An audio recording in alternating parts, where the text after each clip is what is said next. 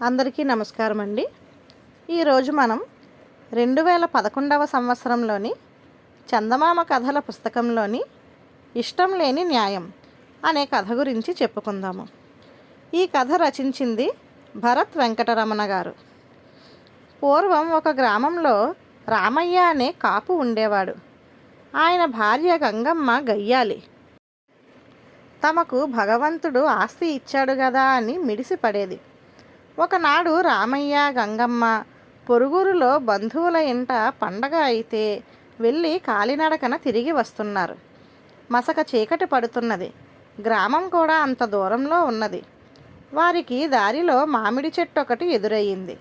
చెట్టు నిండా మామిడి పళ్ళు, కొన్ని పండినవి, కొన్ని ఇంకా పండనవి కనిపిస్తున్నాయి.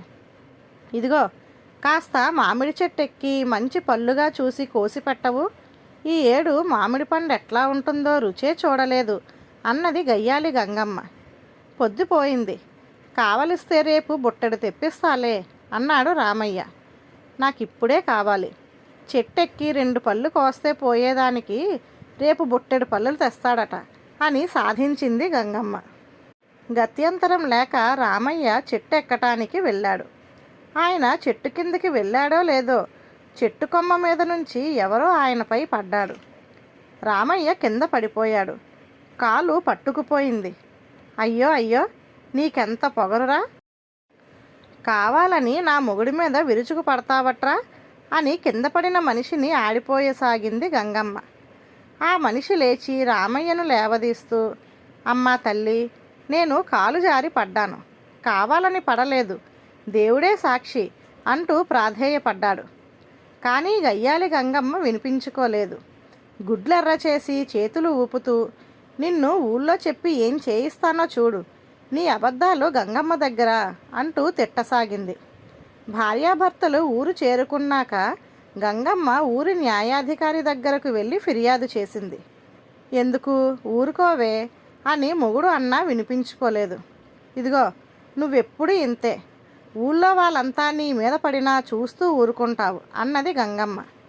న్యాయాధికారి మర్నాడు గంగమ్మను, రామయ్యను, రామయ్య మీద పడిన బసవయ్య అనేవాన్ని పిలిపించారు. అందరూ చెప్పినది విన్న మీద న్యాయాధికారి కూడా బసవయ్య బుద్ధిపూర్వకంగా తప్పు చేయలేదని నమ్మాడు. ఈసారికి బసవయ్యను క్షమించి పోనివ్వమని గంగమ్మకు హితవు చెప్పాడు. ఇదేనా మీరు చెప్పే న్యాయం? ఈ దుర్మార్గుడు మామిడి చెట్టులో దాక్కొని మా ఆయన చెట్టు కిందకి రావడం చూసి మీద దూకేస్తాడా?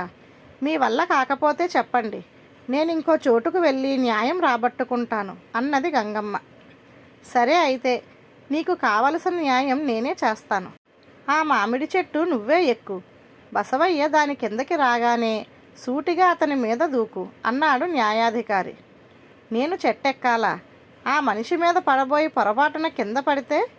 ఒకవేళ మనిషి మీదనే పడితే మాత్రం నాకు దెబ్బ తగలదు అన్నది గంగమ్మ వెలవెలబోతూ. ఈ అనుమానాలన్నీ బసవయ్యకైనా ఉండవలసిందే కదా, మరి బసవయ్య మాట నమ్మవేంటి అన్నాడు న్యాయాధికారి. గంగమ్మ బుద్ధి తెచ్చుకొని తిరిగి చూడకుండా భర్తతో సహా ఇంటికి పోయింది. ధన్యవాదాలు.